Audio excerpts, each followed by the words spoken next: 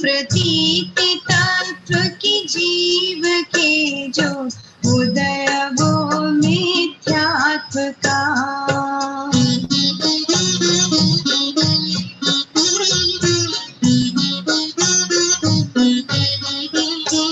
जीव का जो अविरत भाव है वो उदय संयम ही का।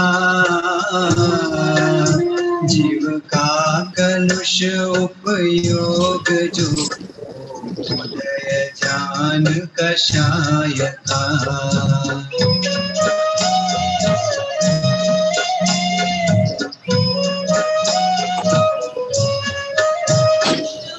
अशुभ वर्तन ज्ञानी वर्तन रूप जो चेष्टा ही का।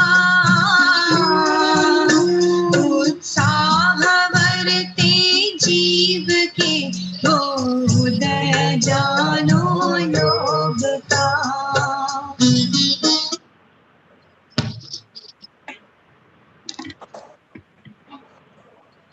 चाचा जी आप प्रारंभ कर दीजिएगा। हाँ भैया।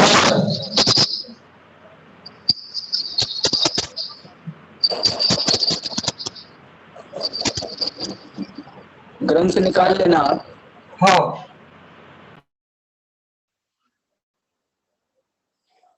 ग्रंथ उठाना नहीं।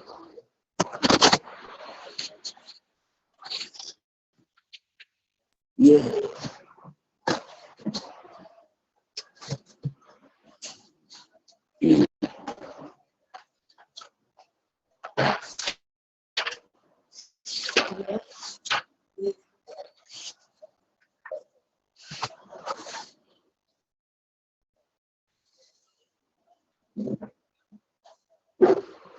नमो अर्हन्ताणम्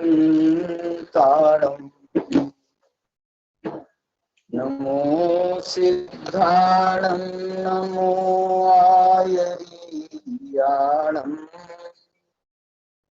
नमो वज्रायाणम् नमो लोये सवसाहूणम्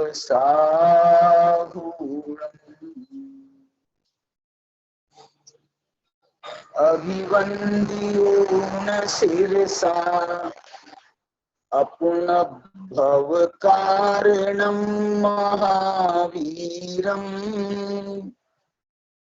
केशिं पयत्थ भंगम् नद्यं मुखस्वोच्छामि।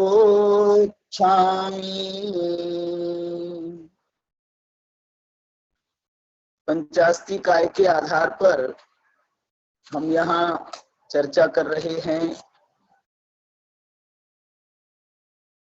मोक्ष मार्ग की। मोक्ष मार्ग की चर्चा पंचास्ती काय में 9 तत्वों के माध्यम से 9 पदार्थ पुरस्सरम मोक्ष मार्ग प्रपंच वर्णनम, ये अधिकार का नाम है।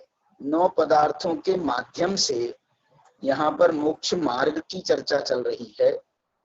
यद्यपि हम अभी मोक्ष मार्ग के विपरीत जो संसार मार्ग है उसे समझने का प्रयत्न कर रहे हैं, क्योंकि संसार मार्ग समझ में आएगा तो उससे मोक्ष मार्ग भी समझ में आएगा।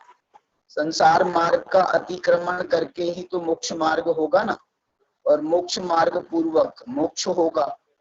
इसलिए ये जो 9 पदार्थ कहे गए हैं जिनागम में, इसलिए इनको प्रयोजन भूत तत्व की भी संज्ञा दी जाती है, जीवादि प्रयोजन भूत तत्व, क्योंकि ये हमारे सीधे मोक्ष मार्ग से संबंध रखते हैं। इस दृष्टि से इनकी चर्चा चल रही है।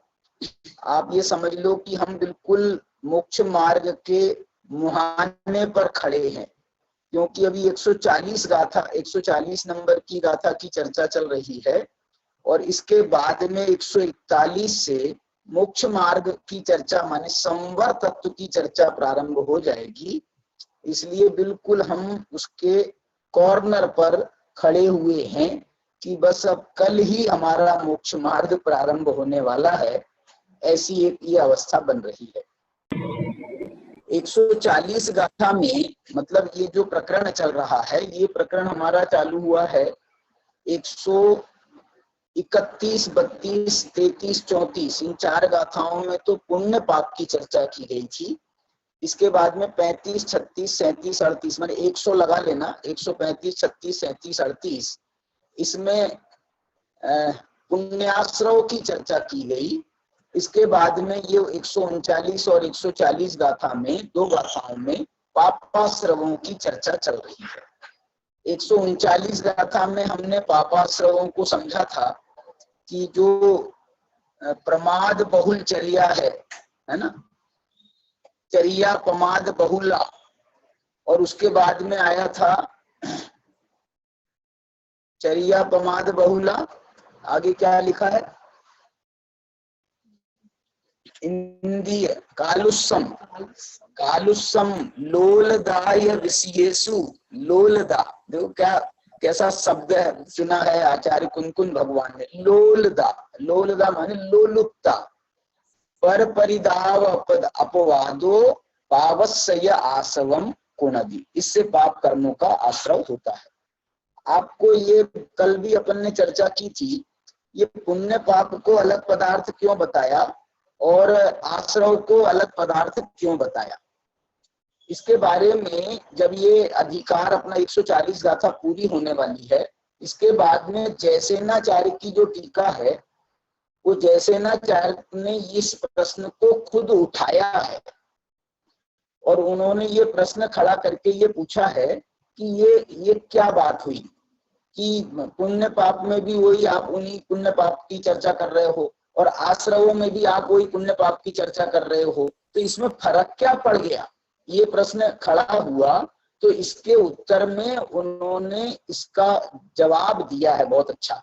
उन्होंने क्या जवाब दिया है, आचार्य मैं यहाँ पर मेरे सामने खुला है ग्रंथ, उन्होंने कहा देखो आश्रव कहते हैं द्वार को, क्या बोल रहे, आश्रव कहते हैं द्वार को, द्वार कैसे कहते हैं, आश्रव द्वार को कहते हैं, आश्रव माने आना, तो हम कहाँ से आते हैं, बोलो घर में प्रवेश करते हैं, तो घर में प्रवेश कहाँ से करते हैं, द्वार से प्रवेश करते हैं। ये द्वार शब्द बहुत जगह आता है, जैसे कोई तालाब है, हम लोग वहां पर रहते थे बेसवा में, अलीगढ़ में बेसवा मंगलायतन यूनिवर्सिटी में, तो वहां पर एक तालाब था।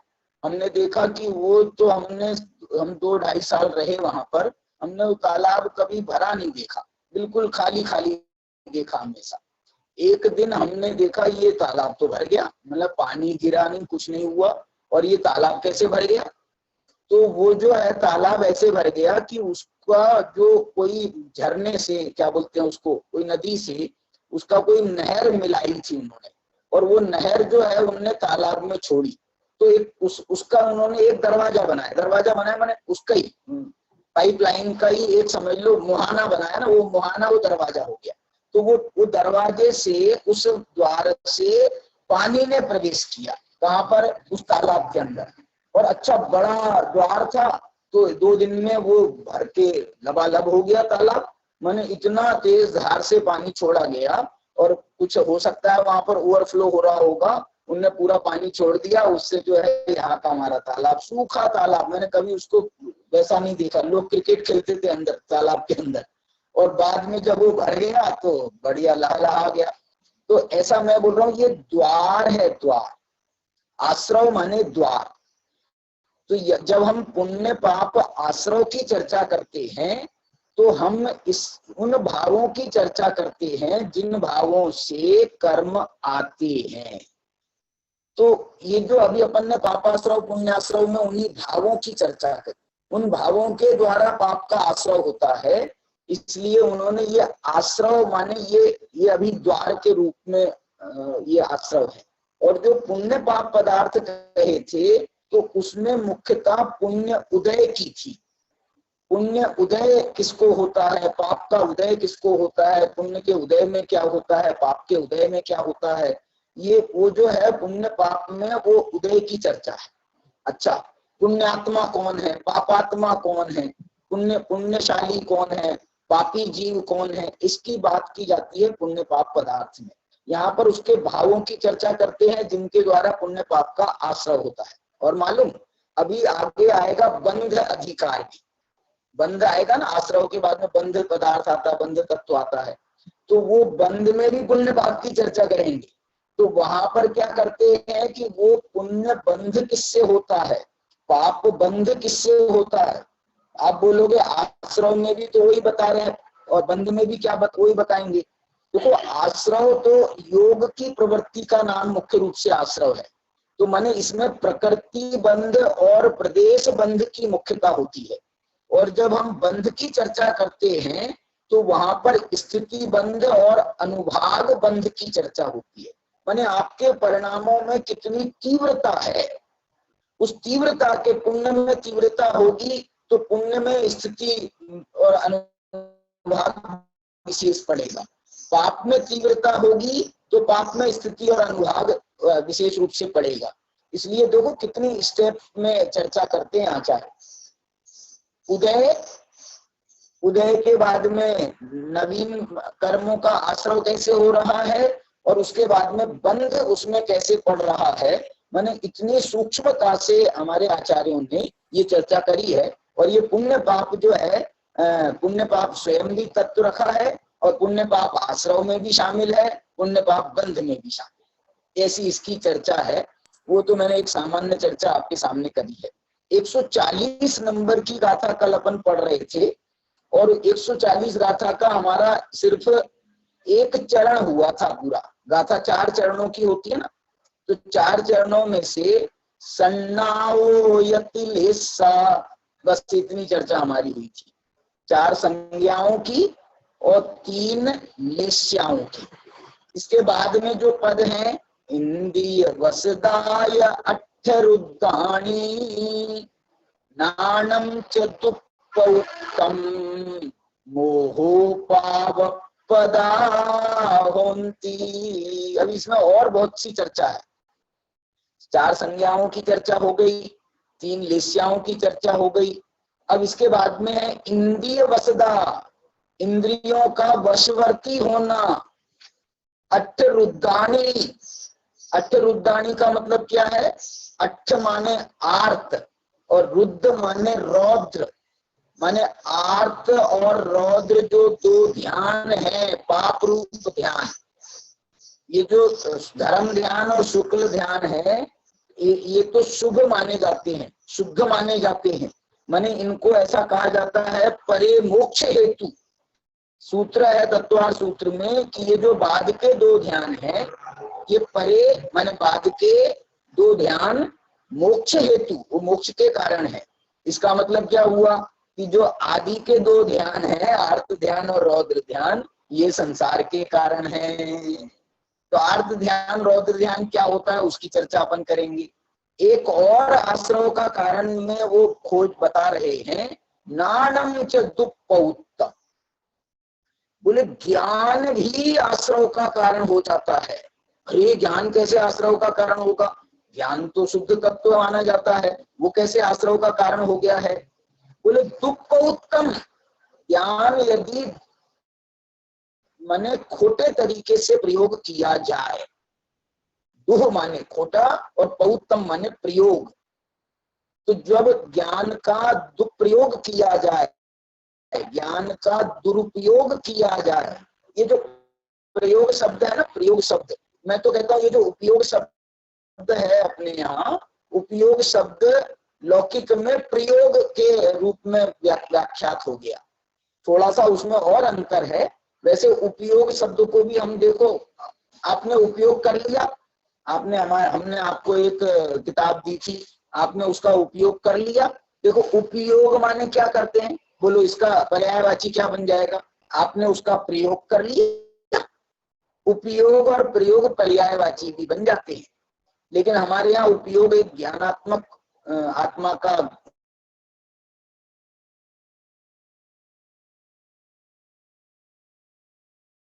है, तो उस अपेक्षा से तो उपयोग को उपयोग ज्ञानात्मक अवस्था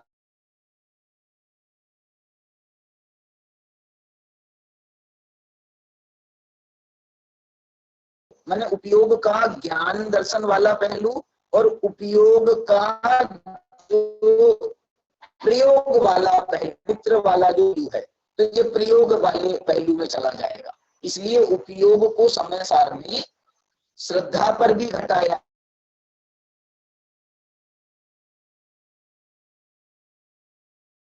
मिथ्या उपयोग के 3 भेद उन्होंने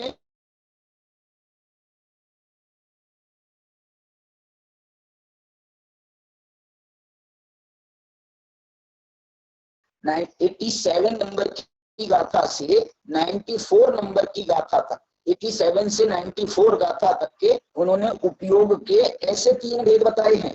वो तैयार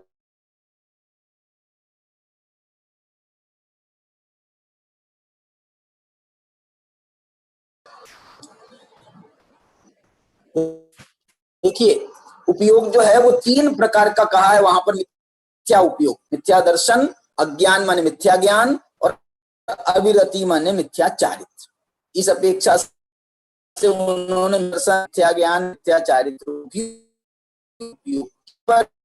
वो बात को बता रहे हैं।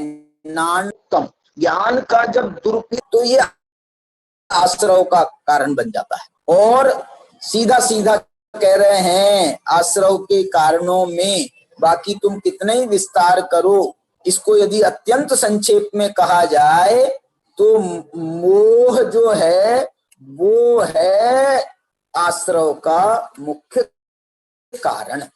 मोह माने दर्शन मोह और चारित्र मोह। दर्शन मोह माने मिथ्यात्व और चारित्र मोह माने मिथ्या चारित्र कहें, अथवा उसके बाद में भी जो उसके जो दोष बनते हैं चारित्र मोह के, सम्यक दृष्टि को भी, वो भी आश्रव के कारण बन जाते हैं। कोई अविरति भी सम्यक दर्शन के साथ होता है, इसलिए वो अविरति को भी हम डायरेक्ट नहीं कह सकते। इसलिए अविरति ना मिथ्या चारित्र को कह सकते हैं और ना अकेले अविरति को कह सकते हैं। आश्रव के भेदों में मालूम है आपको, आश्रव के भेदों में शुभाश्रव और अशुभाश्रव भेद किए। फिर उन्होंने शुभाश्रव के भेदों में उन्होंने व्रतादि को भी शुभाश्रव की संज्ञा दी है। समय तत्वार सूत्र में उन्होंने शुभाश्रव में व्रतादि को, वो लिखा है ना सूत्र, हिंसा नृतिस्तेया ब्रह्म परिग्रहेभ्यो विरतिर्व्रतम। ये सूत्र कौन से अधिकार का है?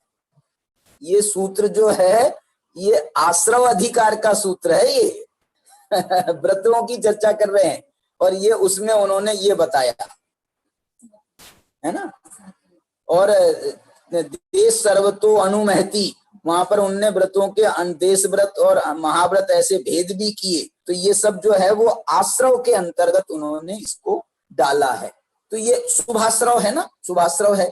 इसलिए जब तक कषाय है, 10वें गुणस्थान तक कषाय मानी जाती है, तो तब तक ये आश्रव होता रहता है। इसलिए जो है वो तो यहाँ पर मुख्यतः समझ लो मिथ्यात्व की अपन कर रहे हैं, लेकिन आगे भी वो आश्रव चालू रहता है। चलिए मैं आपको जो बताना चाह रहा हूं यहाँ पर, एक बात विशेष रूप से कल हमारे महेश जी है ना भोपाल वाले, उन्होंने पूछा था लेस्या की जो है व्युत्पत्ति के बारे में, लेस्या की व्युत्पत्ति के बारे में पूछा था। तो इसकी जो लेस्या की है ना, पूछा था ना जी जी। तो लेस्या की व्युत्पत्ति जो है वो गोमट सार में, धवला वगैरह में और पंच संग्रह नाम का ग्रंथ है, उसमें इसकी व्युत्पत्ति के बहुत सारे व्युत्पत्ति मिलती हैं। लेकिन खास बात जो बताना चाहता हूं कि लेस्या शब्द डिक्शनरी में नहीं मिलता है। ऐसे बहुत सारे शब्द हैं हमारे जैनों के जो डिक्शनरी से गायब हैं, मतलब उनको बुद्धिपूर्वक गायब किया गया अथवा उनके लौकिक में उनका चलन ही नहीं है। इसलिए ये तो डिक्शनरियां उनने लोक व्यवहार के लिए चलाई हैं। इसलिए जैसे ये आश्रव शब्द है, ये आपको नहीं मिलेगा वहां पर। संवर शब्द है, ये आपको नहीं मिलेगा वहां पर। मैंने ये शब्द तो मिल जाएंगे आपको, पाप मिल जाएगा, पुण्य मिल जाएगा, मोक्ष भी मिल जाएगा, संसार मिल जाएगा, लेकिन संसार का तो उन्होंने रूप दूसरा माना है। लेकिन आपको वहां पर आश्रव शब्द नहीं मिलेगा, संवर नहीं मिलेगा, निर्जरा नहीं मिलेगा। निर्जरा ये शब्द हमारे जैनों के समझ लो इन पर कॉपीराइट है इन शब्दों पर जैनों का कॉपीराइट है। और कौन से, जैसे अपन वो पढ़ते हैं ना, जैसे षट द्रव्य की व्याख्या, द्रव्यों की जो 6 द्रव्य रूप द्रव्य हैं, ये आपको डिक्शनरी में नहीं मिलेंगे। वहां का तो द्रव्य माने धन पैसे को द्रव्य कहते हैं, पदार्थों को द्रव्य कहते हैं, धातुओं को द्रव्य कहते हैं, वहां तो ऐसी व्याख्या मिलेगी आपको। जो अपन एक सूत्र है ना, वो जो इंद्र ने पूछा था ना गौतम से, इंद्रभूति गौतम से जो एक प्रश्न पूछा था और उसने एक श्लोक पढ़ करके सुनाया था, उसमें आपको जो है ना जैनों की विशिष्ट बातों का उसमें आप उल्लेख है। जो उनने उनके नाम नहीं सुने, इतने बड़े बड़े गुरु हो जाते हैं और आप देखेंगे उनको तो आपको ये उनके यहाँ ये सब नाम नहीं मिलेंगे। मुख्य रूप बहुत सारे, कौन सा है वो? त्रैकाल्यम द्रव्य षटकम नवपद सहितम जीव षटकाय लेस्या। षटकाय क्या होता है? लेस्या क्या होता है? अस्तिकाय, अस्तिकाय शब्द नहीं मिलेगा आपको वहां पर। द्रव्य शब्द तो मिल भी जाएगा, लेकिन अस्तिकाय शब्द ये जैनों का पेटेंट है। ऐसे बहुत सारी चीजें हैं। पंचान्य चास्तिकाया व्रत समिति गति ज्ञान। समिति शब्द बहुत प्यारा शब्द है, नहीं मिलेगा आपको। गति ज्ञान चारित्र भेदा इत्येतन, ये जो ज्ञान के 5 भेद, चारित्र के 5 भेद, ये कुछ नहीं मिलेगा आपको वहां। वो अलग अलग, वो माने बहुत स्थूल अर्थ में उनका प्रयोग मिलेगा। हमारे यहाँ बड़े प्रोमिनेंट तरीके से उनके प्रयोग मिला दिखते हैं। ये लेस्या शब्द मैंने खोजा, वहां बोलता है ये डिक्शनरी पूछती है इसमें गूगल पर, ये क्या है ये क्या है? और आजकल ये भी लिखा मिल जाता है, यदि आपको इसको खोजना हो तो आप जैन कोश में खोजो, ये भी लिखा मिल जाता है। जैन कोश में जाओ तो आपको जो है ये शब्द के विशेष अर्थ मिल जाएंगे। लेस्या जैन कोश ऐसा लिखो आप तो आपको डायरेक्ट खुल जाएगा। तो उसमें जो है ये सारी इसकी, ये जो है ना लेस्या शब्द जो बना है, ये बड़ा हमारे यहाँ वैसा शब्द है, बड़ा प्रचलित शब्द है। माने शब्द जो है बिल्कुल भगवान की वाणी से खिरा है।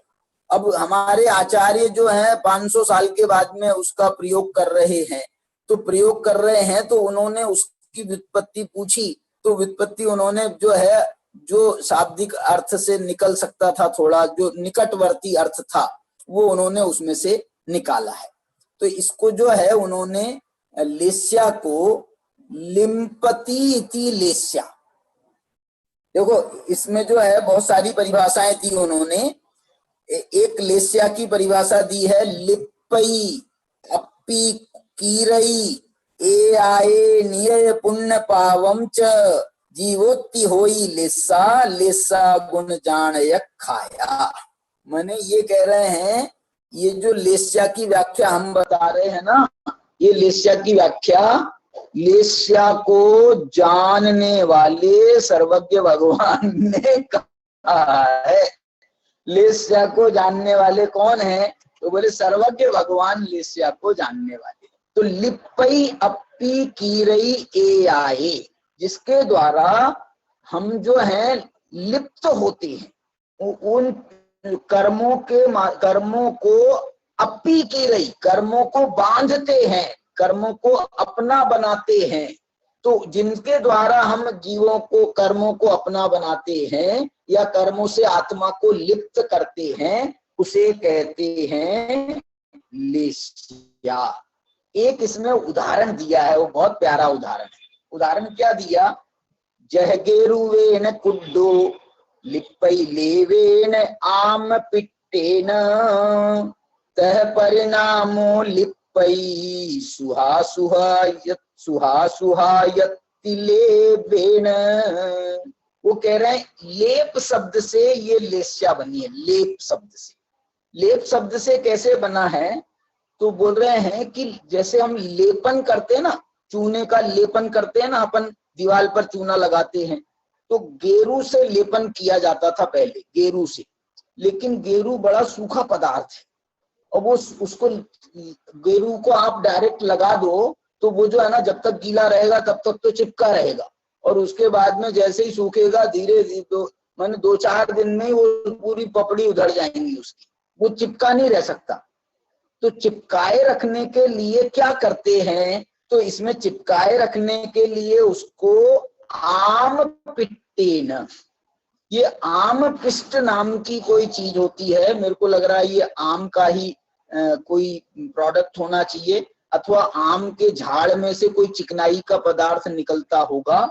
वो जो चिकनाई को है ना जब उससे गेरू के साथ में मिलाते हैं तो उससे फिर उसमें चिकनाई, वो चिपकने वाली चीज पैदा हो जाती है, फिर वो जो है फेविकोल बन जाता है, गाल में लगाओ तो वो चिपका रहता है। ऐसा कह करके ये बता रहे हैं वो कि लेस्या जो है वो अकेले गेरू का नाम नहीं है, और लेस्या न अकेले उसका नाम है, आम पिष्ट का नाम लेस्या है। ये लेस्या जो है आम पिष्ट से मिश्रित लेप का नाम है।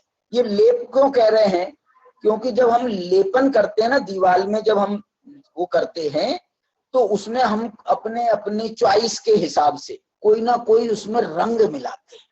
कोई उसको अकेला चूना रखता है, कोई उसको जो है कोई काला गेरू कलर मिला देता है, वो थोड़ा सा काला, कोई चीज हमको काला कलर भी तो पोतना पड़ता है ना कभी कभी कोई चीज में, तो जो है वो काला मिलाते हैं वहां पर। कोई चीज घर की दीवारों में हम थोड़ा सा पिंक शेड डालते हैं, कोई येलो शेड डालते हैं, तो जो है ना ये जो शेड है ना ये भी उसमें शामिल है। इसलिए लेस्याओं के जितने नाम हैं उनमें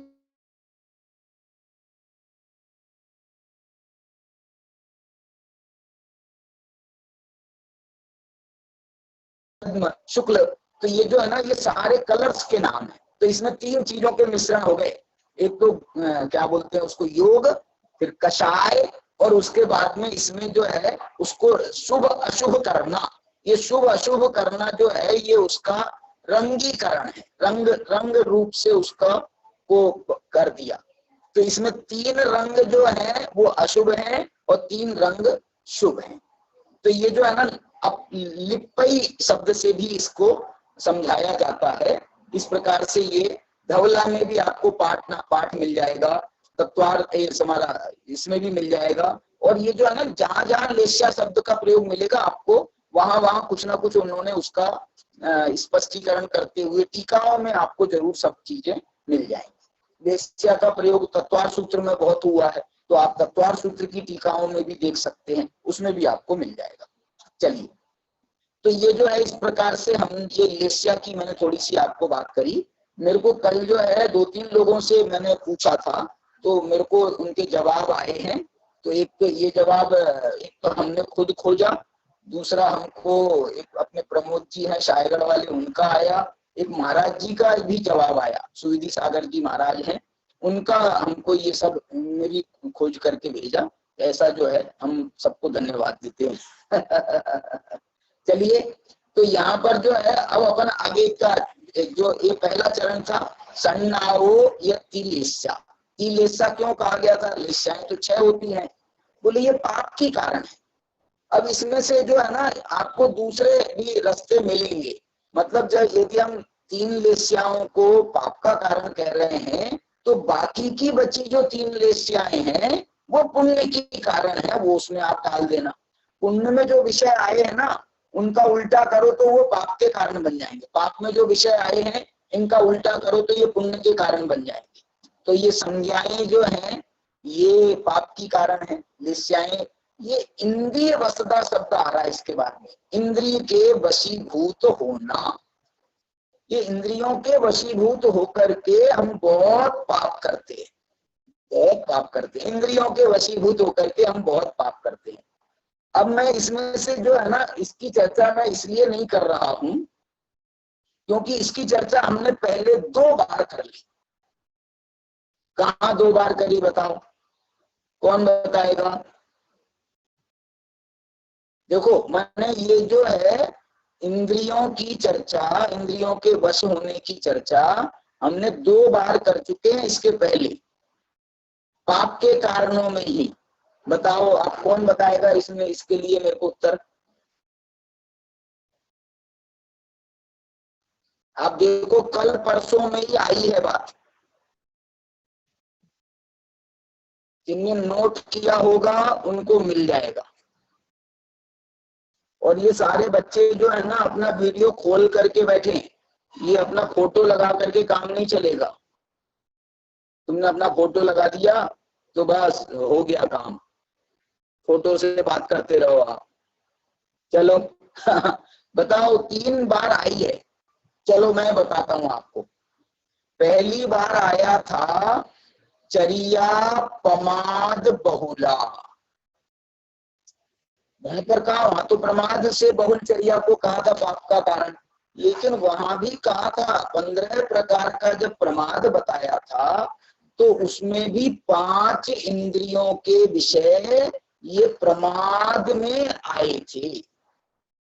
4 विकथा, 4 कषाएं और 5 इंद्रियों के विषय और 1 प्रणय और 1 निद्रा, ऐसे 15 आपको प्रमाद के कारण बताए थे। उसमें भी इंद्रियों का की विषय आए थे। और इसके बाद में कहाँ आया था इंद्रियों के विषय, बताओ दूसरा बताओ। दूसरा आया था लोलदाय विषयेषु, विषयों के प्रति लोलुपता। तो यहाँ पर भी अपन ने इंद्रियों के विषयों से इसको जोड़ करके इसका अर्थ किया था। तो ये इंद्रियों की जो विषय वशवर्तीपना है, लेकिन एक बात जरूर है कि डायरेक्ट इंद्रियों का नाम कहीं नहीं आया था। डायरेक्ट वहां तो कह दिया था प्रमाद बहुल और यहाँ कह दिया था लोलदा या विशेष, विषयों की लोलुपता। तो विषयों की लोलुपता जो है वो इंद्रियों के माध्यम से भी होती है और इंद्रियों के बिना भी होती है। मैंने हम अपने मन के माध्यम से भी बहुत सारी जो विषयों की लोलुपता कर लेते हैं, ये सारा जो है ये अकेला इंद्रियों के माध्यम से नहीं होता है। विषय जो है मिथ्यात्व के विषय जो है उनकी लोलुपता है, परिग्रह का विषय जो है उसकी लोलुपता है। तो ये जो है ना जरूरी नहीं है वो इंद्रियों के विषय हो। इसलिए आचार्य ने डायरेक्ट इंद्रियों के वशवर्ती पने को उन्होंने एक गाथा के माध्यम से, यहाँ पर गाथा में 140 गाथा में क्या शब्द डाला है, इंद्रिय वशदाय अठरुद्धानी, इंद्रियों के वशीभूत होकर के हम बहुत पाप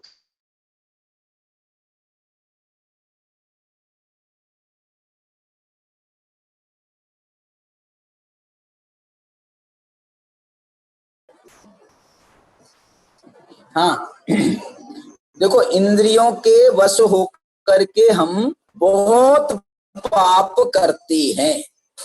इसमें मैं एक कोई मेरे को इसमें समझाएगा कि अभी अपन ने बहुत चर्चा कर चुके हैं पहले, स्पर्शन इंद्री के वश होकर के क्या पाप करते हैं, रसना इंद्री के वश होकर के क्या पाप करते हैं, घ्राण इंद्री के वश होकर के क्या पाप करते हैं, चक्षु इंद्री के वश होकर के क्या पाप करते हैं, कर्ण इंद्री होकर के क्या पाप करते हैं, बताओ बोलो, कोई बताएगा? एक एक इंद्री का भी बता सकते हैं। हाँ नमो नमो बताओ, नमो अनम्यूट करो। चक्षु जय जिनेन्द्र, चक्षु जय जिनेन्द्र। हाँ बेटा बताओ। चक्षु इंद्रिय से खुशील, चक्षु इंद्री से क्या होता है? खुशील,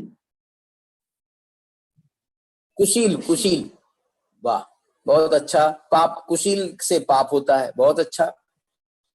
और बताओ, एक बार तो मैंने मालूम ये जो इंद्रियां 5 है ना, तो ये 5 इंद्रियों को 5 पाप पर भी ऐसा नियर अबाउट जोड़ने की कोशिश की थी। स्पर्शन इंद्री का विषय जो है वो जो उसके माध्यम से हम हिंसा करते हैं हाथों से हिंसा करेंगे, मारेंगे, पीटेंगे, पकड़ करके उसका, तो ये जो है ना स्पर्शन इंद्री का प्रयोग करते हैं। और रसना इंद्री के माध्यम से झूठ बोलते हैं। घ्राण इंद्री के माध्यम से हम चोरी करते हैं। कैसे करते हैं?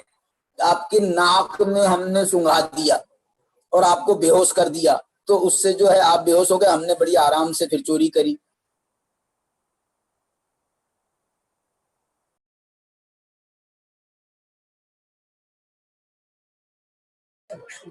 और देखो ये तो 3 इंद्री घट गई ना, और चक्षु इंद्री के, आवाज आ रही? जी भैया जी। देखो देखो, और चक्षु, नमो ने खुद बताया कि चक्षु इंद्री के माध्यम से कुशील सेवन करते। तो ये जो है ना, ये चौथे नंबर का पाप जो है वो इससे हो गया। अब बचा क्या? कर्ण इंद्री बची, और इसके माध्यम से परिग्रह कैसे करोगे बताओ? ये जितना हम धंधा व्यापार करते हैं, तो ग्राहक आता है, वो बोलता है, फिर हम कान से सुनते हैं, फिर हम उससे धंधा करते हैं, उससे हमारा परिग्रह इकट्ठा होता है। ये तो एक माने परिग्रह का व्यापार में एक ये बोलने चालने का व्यवहार का उपयोग आता है ना। तो बोला तो जाता है जिह्वा इंद्री के द्वारा, लेकिन सुना जाता है कर्ण इंद्री के द्वारा। तो कर्ण इंद्री के, ये तो मैंने आपको 5 पापों से कोई ऐसा नियम रूप नहीं है, ये तो उदाहरण के रूप में मैंने आपको एक चर्चा करी है।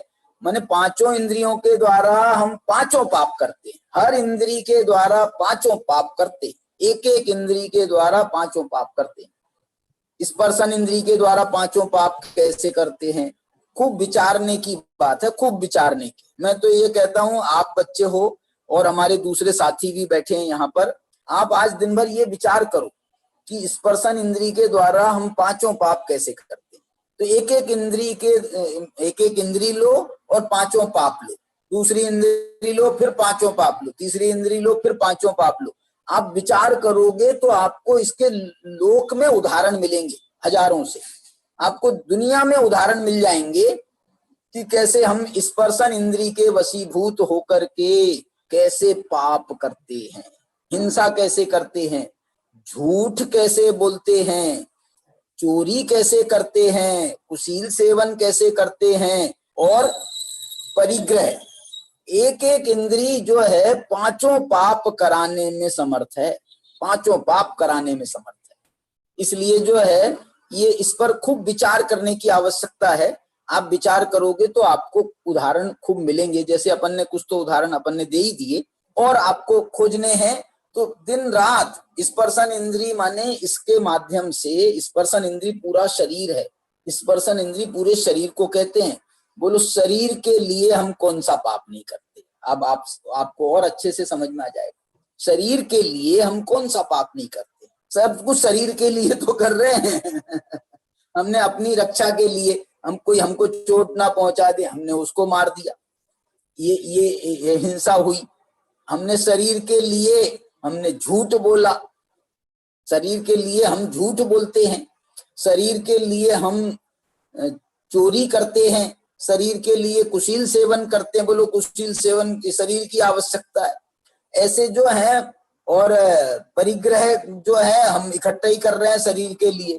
क्यों? क्योंकि कहीं मर ना जाए, तो मर जाएंगे तो शरीर छूट जाएगा, तो शरीर को छोड़ना नहीं है ना। शरीर छूट ना जाए, इसलिए खूब परिग्रह इकट्ठा करके बैठे हैं। मरना लेकिन सबको पक्का है। अब तुम 10-5 साल बचा भी लोगे तो क्या कौन सा निहाल हो जाएगा मालूम नहीं। जैसे इतने साल हम जी गए हैं ना संसार में, तो हमने जो है कितना बड़ा महान काम किया है, और यदि अब हम और 10-5 साल रह जाएंगे तो और कितना महान काम कर देंगे, ऐसा कुछ लग रहा है। इसलिए जो है ये 5 पापों को आपको समझने की जरूरत है। अच्छा, अब इसके बाद में आगे चलो। अट्ठरुद्धानी,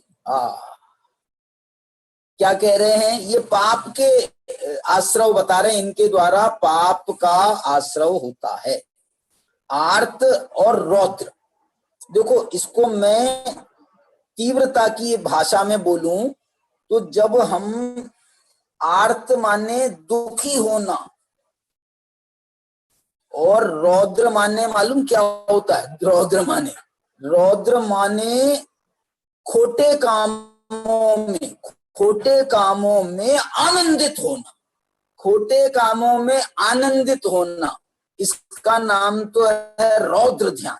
और खोटे विषयों के माध्यम से, माने प्रतिकूल विषयों के माध्यम से आर्त करना, दुखी होना, अपने आप को दुखी करना, आर्त करना, रोना धोना, शोक करना, ये सारा आर्त ध्यान कहलाता है।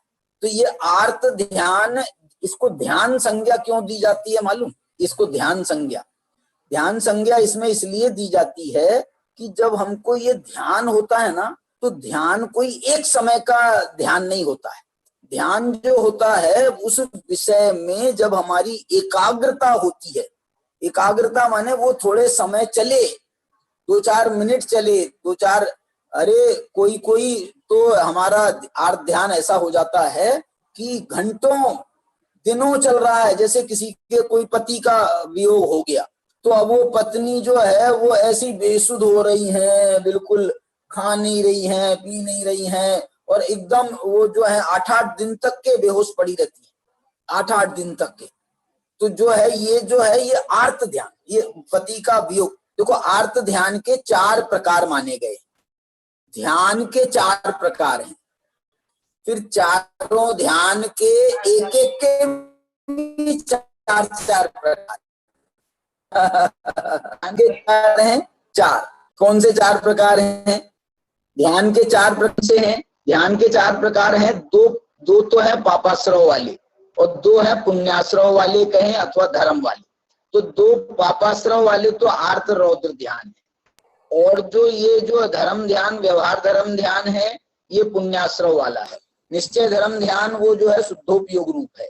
एक और शुक्ल ध्यान है। शुक्ल ध्यान तो प्योर शुद्धोपयोग रूप ही होता है। शुक्ल ध्यान कभी वो शुभोपयोग रूप नहीं होता। शुक्ल ध्यान हमेशा शुद्धोपयोग रूप होता है, क्योंकि उसका गुणस्थान ही 8वें के ऊपर है। शुक्ल ध्यान जो है 8वें गुणस्थान के ऊपर होता है, इसलिए 8वें गुणस्थान के ऊपर तो शुद्धोपयोग ही होता है। ये जो है 4 ध्यान हो गए। ये 4 ध्यान कौन कौन से? आर्त ध्यान, रौद्र ध्यान, धर्म ध्यान और शुक्ल ध्यान। पूछूंगा बच्चों से, सुन लिया? बताओ सोम, बताओ सोम, 4 ध्यान के नाम बताओ। सोम जैन। आर्त ध्यान। हाँ बोलो। आर्त ध्यान, शुक्र ध्यान, फिर रौद्र ध्यान, शाबाश शाबाश, शुक्र ध्यान, तीसरा है शुक्र ध्यान, शुक्ल ध्यान, चौथा है बेटा। वो तीसरा बताओ।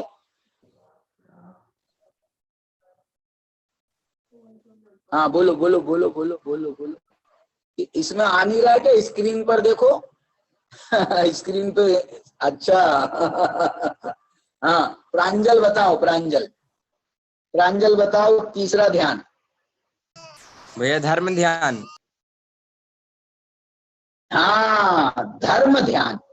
पहला है आर्त ध्यान, दूसरा है रौद्र ध्यान, तीसरा है धर्म ध्यान और चौथा है शुक्ल ध्यान।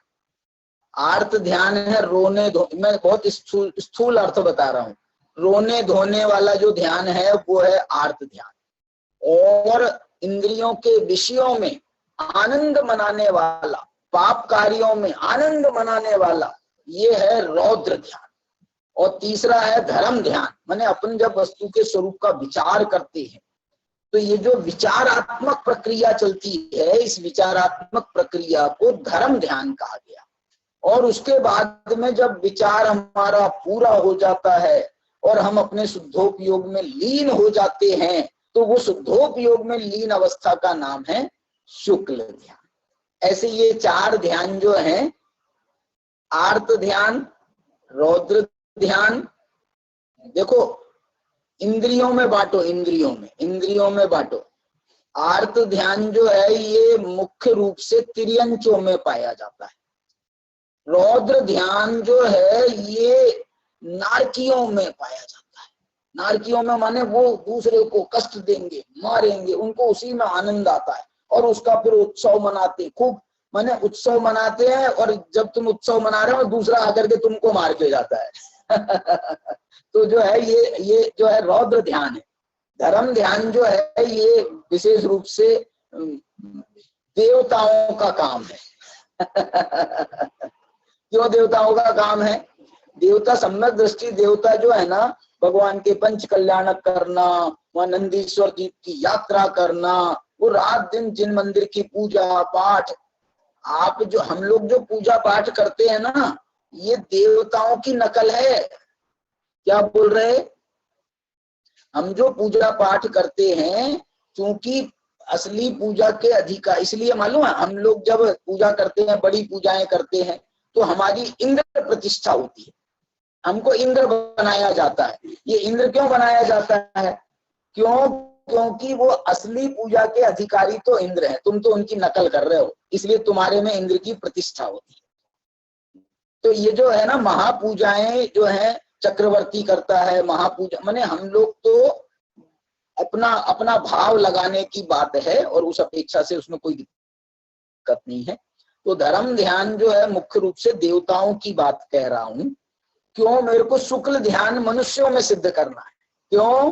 क्योंकि मनुष्य जो है वो शुक्ल ध्यान का अधिकारी होकर के वो मुक्ति प्राप्त कर सकता है, इसलिए मनुष्यों में शुक्ल ध्यान। ये तो मैंने एक, जैसे अभी 5 इंद्रियों में 5 पाप घटाए थे ना, ऐसे ये 4 गतियों में ये 4 ध्यान मैंने, ये बहुत उपचार वाली व्याख्या है, बहुत मैंने, आप इसको हार्ड एंड फास्ट बिल्कुल नहीं समझना, लेकिन उपचार वाली व्याख्या है। हम देखते भी हैं तिरंच बेचारे जो है रात दिन बस दुखी होकर के बेचारे पड़े रहेंगे। गाय को देख लो, बैल को देख लो, आंखों से, हमने तो कई ऐसे यहाँ पर गांव में घूमते हैं ना सोनगढ़ में, तो आंसू गिरते देखे हैं गायों के, बेचारे जानवरों के आंसू।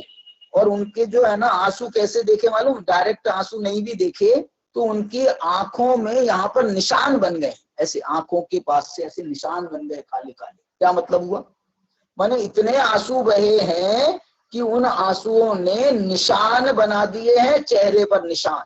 बोलो, मेरे को लगता है जब वो अकेले में बैठती होंगी ना, तो सोचती रहती होंगी हमने कौन सा पाप किया है, तो ऐसा रोती रहती होंगी बेचारी, आंखों से आंसू गिरते रहते। खाने नहीं मिलता है, कभी पीने नहीं मिलता है, भूख प्यास, वो जो है ना तिरंच गति के दुख पढ़ो आप, तत्व बद बंधन आदिक दुख घने, कोटि जीवते जात न भने, अति संकलेश भावते मरियो, मरती हैं और उसी संकलेश भाव से उनका भी मरण होता है, तो नरकों में जाना पड़ता है।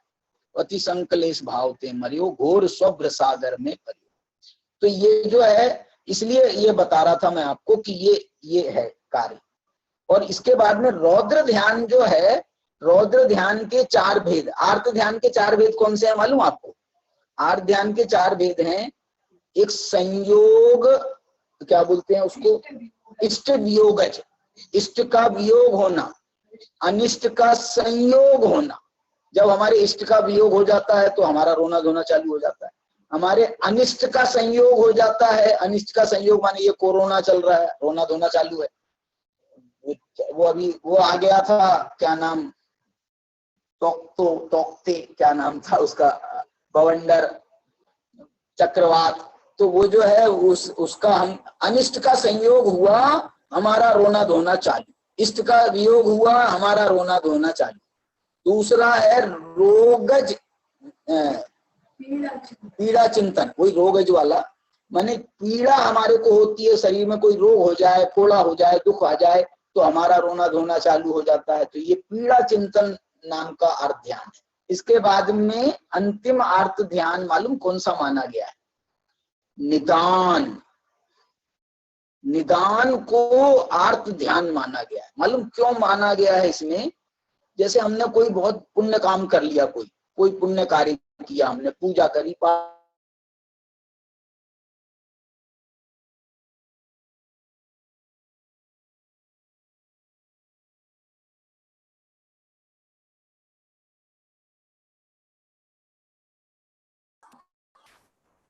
हाँ आ रही आवाज।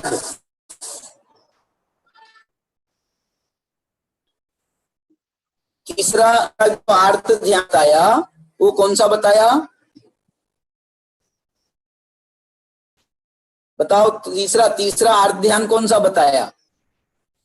तीसरा आर्त ध्यान बताया हमने वेदना। पीड़ा चिंतन नाम का, वेदना, वेदना भी कहा जाता है उसको। और चौथा आर्त ध्यान कौन सा है? चौथा उसको कहा है निदान। निदान। निदान क्या होता है? निदान क्या होता है? हैं? हाँ, निदान क्या होता है वो बताना चाह रहा हूं कि निदान माने हमने कोई कुछ छोटा मोटा शुभ कार्य किया, कोई हमने किसी को दान दे दिया, अथवा किसी को हमने भीख दे दी, या कुछ कर दिया, किसी को अपनी किताब दे दी, मदद कर दी दूसरे को।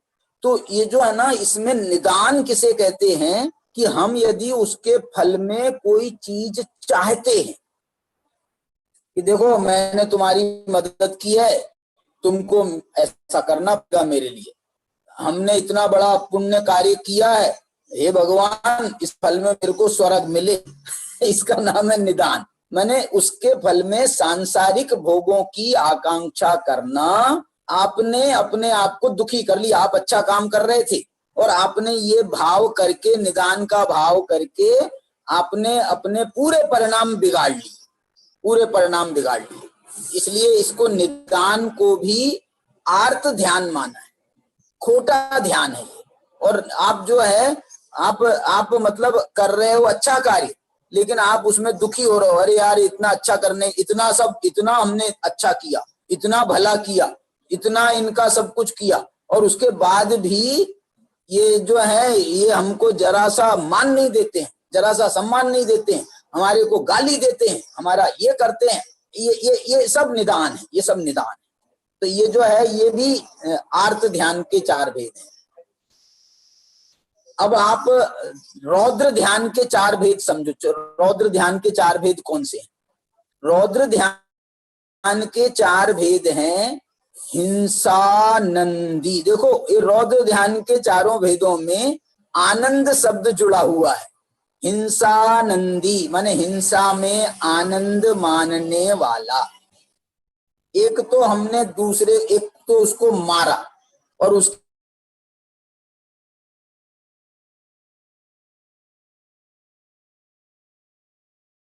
खुशी मना रहे हैं, ये आनंद मना रहे हैं, मार रहे हैं, सामने वाले को दुख हो रहा है, कष्ट हो रहा है और हमको आनंद आ रहा है।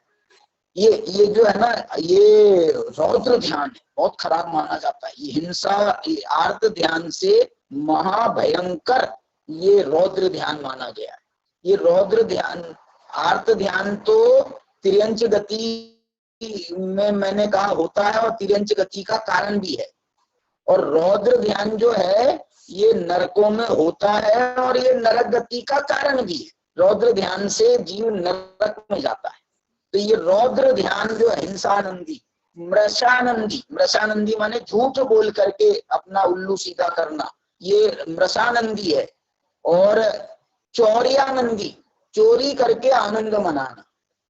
अब इसके बाद में 4 ध्यान है और पाप 5 हैं, फिर क्या करें? फिर रौद्र ध्यान के 5 भेद करो, या फिर हमने तो सभी के 4 भेद बताए ना, ध्यान के 4 भेद और एक एक ध्यान के भी 4-4 भेद। तो इसका रास्ता आचार्यों ने क्या निकाला मालूम? कोई आचार्यों ने तो इसका नाम परिग्रहानंदी कहा है। लेकिन यहाँ पर जो है ये जो अपनी जो पंचास्तिकाय चल रहा है, इसकी टीका में आचार्य ने जब इसके भेद बताए हैं तो रौद्र ध्यान के 4 भेद इसमें क्या बताया मालूम? बहुत बढ़िया उन्होंने प्रयोग किया है। विषय संरक्षणानंद रूपम। क्या बोला?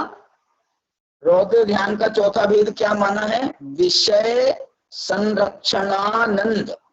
देखो संरक्षण शब्द जो है ये परिग्रह का संरक्षण किया जाता है और उसका संरक्षण करके आनंद मनाना, उसका नाम परिग्रहानंद हो गया। लेकिन इसमें एक शब्द और है, विषय। ये विषय सेवन जो है ये कुशील का परिणाम है। तो इसलिए विषय सेवन के द्वारा और परिग्रहों के संरक्षण के द्वारा, ये 2 प्रकार से जब हम दोनों को एक में शामिल कर दिया उन्होंने और उससे आनंद मनाना, उसका नाम एक 4थे प्रकार का रौद्र ध्यान कहा। तो ये 4 प्रकार के रौद्र ध्यान हैं, 4 प्रकार के आर्त ध्यान। इसी प्रकार से धर्म ध्यान भी 4 प्रकार के कहे हैं, शुक्ल ध्यान भी 4 प्रकार के कहे। धर्म ध्यान के जो है आज्ञा विचय, अपाय विचय, विपाक विचय, संस्थान विचय, ऐसे विचार, विचय का मतलब है विचार करने वाले। ये धर्म ध्यान जो है ना, ये विचारशील है, विचारशील है। और मैंने देवताओं को कहा, मालूम क्यों कहा है? क्योंकि देवता जो है ना विचारशील बहुत होते हैं। क्यों विचारशील होते हैं? क्योंकि बेचारे कर धर तो कुछ सकते नहीं है। सम्यक दृष्टि देवता होते हैं तो विचार बहुत करते हैं, और वो विचार करके कभी कभी दुखी भी होते हैं। जैसे पंच कल्याणकों में हमने देखा, वो जो है जब उनको वो भगवान की पालकी उठाने को नहीं मिली तो वो बेचारे बड़े दुखी हो गए। दुखी होकर के उन्होंने कहा, हे भगवान, हे मनुष्यों, तो हमको जो है थोड़ी देर के लिए आप इतनी मनुष्य पर्याय दे दो, तो हमारी पूरी इंद्र की विभूति ले लो, वगैरह वगैरह वगैरह वगैरह। मैंने विचार बहुत करते हैं, भावना उनकी बढ़िया है, लेकिन कर नहीं सकते, व्रत नहीं ग्रहण कर सकते, व्रत नहीं ले सकते, श्रावकों के व्रत, अनुव्रत नहीं ग्रहण कर सकते देवता। ये ऐसी उनकी पर्यायगत योग्यता ऐसी बन गई है कि वो नहीं कर सकते। इसलिए उनको मैंने कहा वो विचार कर सकते हैं, कर कुछ नहीं सकते। सम्यक दृष्टि ही है, मिथ्या दृष्टि भी देवता होते हैं। तो ये तो हो गया उसका बात हो गई। धर्म ध्यान के चार भेद कौन से बताए? आज्ञा विचय माने भगवान की आज्ञा का विचार करना, आज्ञा विचय, आज्ञा विचय दूसरा, अपाय विचय, अपाय का विचार करना।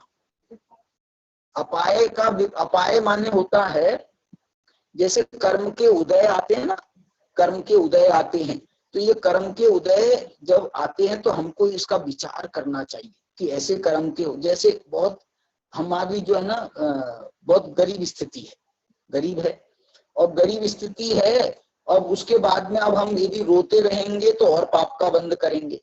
तो सिर्फ जो आचार्य कहते हैं धर्म ध्यान किसका नाम है? धर्म ध्यान इसका नाम है कि आप अपने उदय का विचार करो।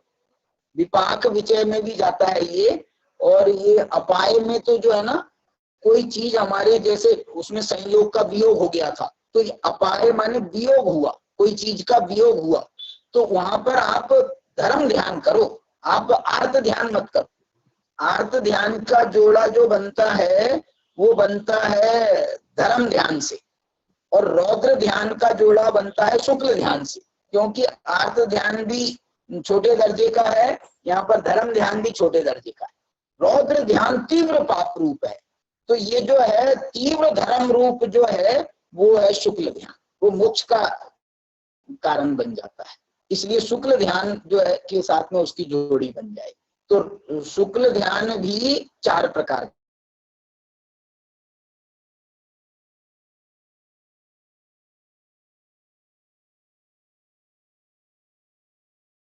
करती है। ये तो मैंने आपको चार नाम बता दिए, ये शुक्ल ध्यान के चार भेद हैं। तो यहाँ पर अभी तो अपने को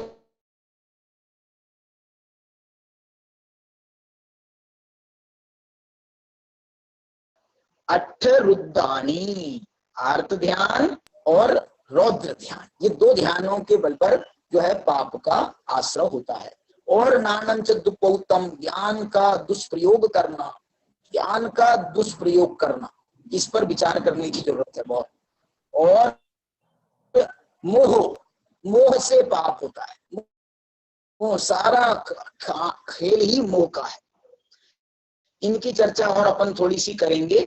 नानम च दुपौतम और मोहो पावपदा होंती, तो इसकी चर्चा अपन कल करेंगे। आज अपना समय पूरा हो गया है। अपने को ये जो है ना, ये आश्रव पापाश्रव के जो कारण बताए जा रहे हैं, इन पापाश्रवों के कारणों का विचार करके हमारे जीवन को हम कैसे धर्म में बनाएं, पापाश्रव से बच करके पुण्य रूप बनाएं। पुण्य रूप भी बनने में वास्तव में एक ये जो इसकी टीका है ना भैया, जयसेनाचार्य की जो टीका है, उन्होंने बड़े प्यारे प्रयोग किए हैं। मैं आपको ये बताना चाह रहा हूँ, वो उन्होंने सब जगह जब टीका लिखी है, एक एक पॉइंट पर जब उन्होंने टीका लिखी है, तो वहां पर उन्होंने क्यों ऐसा कर रहे हैं मालूम? देखो, जैसे सन्नाओ, इन्होंने इसका अर्थ किया, तो उन्होंने क्या अर्थ किया था बताऊं? देखो थोड़ा सा बता देता हूं। आहार आदि संज्ञा रहित शुद्ध चैतन्य परिणति से भिन्न आहार, भय, मैथुन, परिग्रह, ये 4 संज्ञाएं। माने अपनी शुद्ध चैतन्य परिणति को छोड़ करके जब हम इनमें लगते हैं तो ये 4 संज्ञाएं कहलाती हैं। लेस्या क्या है?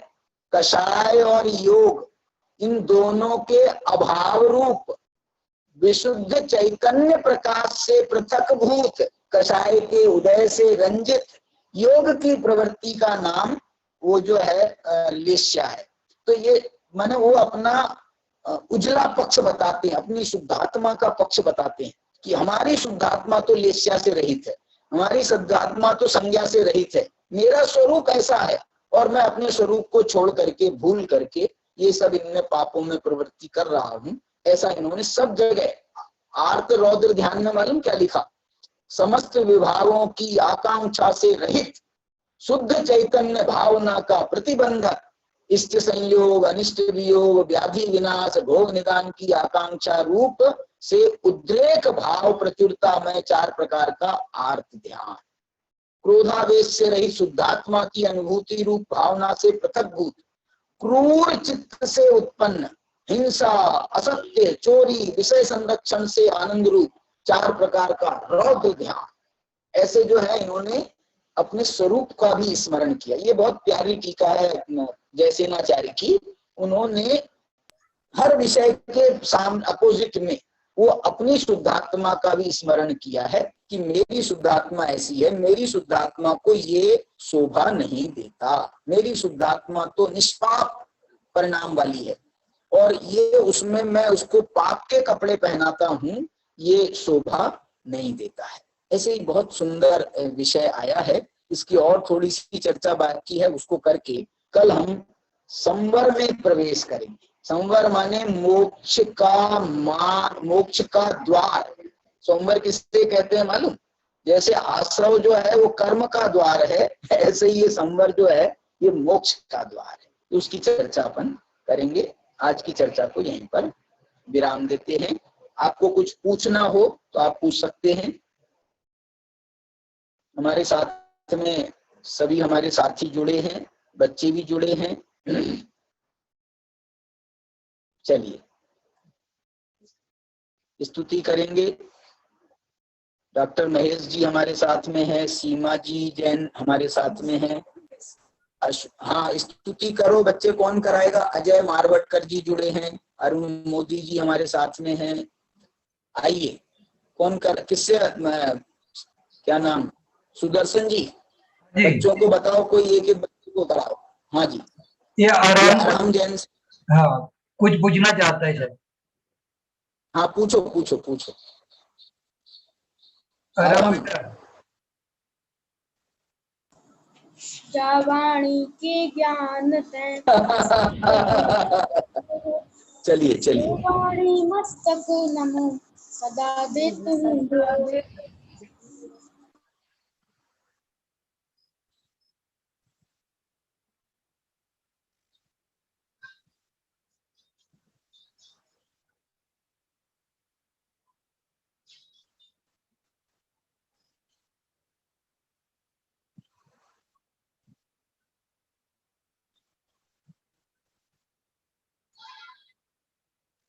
देखो, मैं आपसे ये कह रहा हूं कि आप जो है ना, रोज आपको बच्चों को कराना है जिनवाणी स्तुति।